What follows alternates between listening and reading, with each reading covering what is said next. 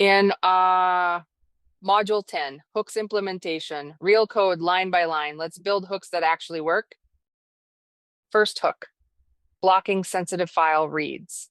This is from the actual course code. The script reads JSON from S-done. That's how hooks get their data. Claude sends the tool name and all input parameters as a JSON object through standard input. We collect the chunks, parse the JSON, and extract the file path. Different tools use different field names, file path or path, and so we check both. Then the logic. If the path includes .env, console error, you cannot read the .env file. Process exit 2, blocked if the path doesn't match, and we just let the script exit normally. Exit code 0, allowed. That's 19 lines of JavaScript, and it prevents Claude from ever reading your .env file. Your API keys stay safe. Now here's how you'd extend this for your project. Instead of just checking for env, check for credentials, private keys, config files with secrets, anything sensitive. We extended ours to block_Jackie, that's my private folder, and integrations.json, that's where our API keys live. Same pattern, just add more checks. Now let me show you how this hook gets wired up. This is the settings.local.json from the course. Under hooks, pre-tool use, you have an array of hook configurations. First one, matcher is read pipe grep. That means this hook fires when Claude uses the read tool or the grep tool. The command is node hooks read hook.js. That's the script we just looked at. Second one, matcher is write pipe edit pipe multi-edit. This fires on any file modification. The command runs a different script, the duplicate code checker, with a 300-second timeout because that one spawns another Claude instance. Under post tool use, same pattern. Matcher is write pipe, edit pipe, multi-edit. Two commands chained. First, prettier auto format. Second, TypeScript type checker. And there's a wildcard hook. Matcher is star. Runs on every tool call. It just logs the JSON to a file. Great for debugging. You can see exactly what data hooks receive. The TypeScript type checker is the most useful post hook from the course.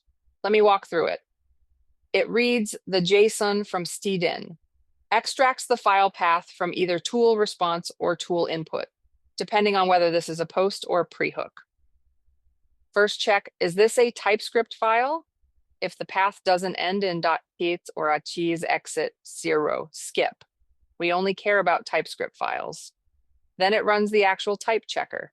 It uses TypeScript's compiler API directly, creates a program from your test config, runs get pre-emit diagnostics.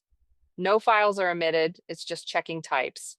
If there are errors, it formats them nicely and sends them to stdr. Exit code 2, Claude gets the formatted error messages and automatically fixes the type issues. If no errors, clean exit, everything passes. Why is this so powerful?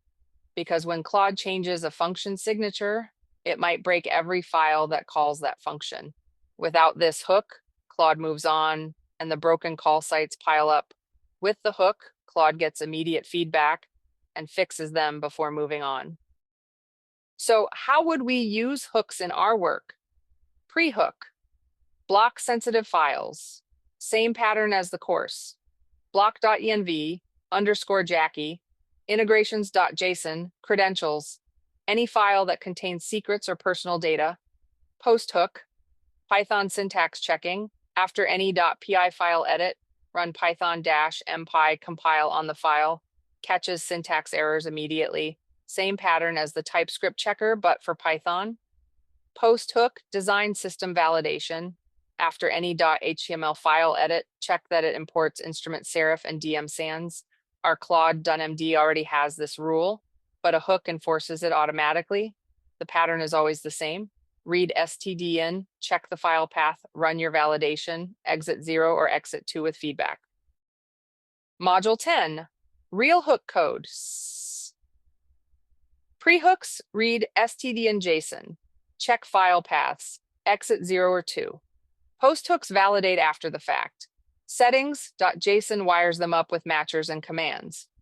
The type checker catches broken call sites automatically. The file blocker prevents secret exposure. Your mission, Create a pre-hook that blocks reading env files. Copy the read hook JS from the course. It's 19 lines. Wire it up in your settings.local JSON. Then try to ask Claude to read your INV. Watch it get blocked. Watch Claude adjust. Go do the thing.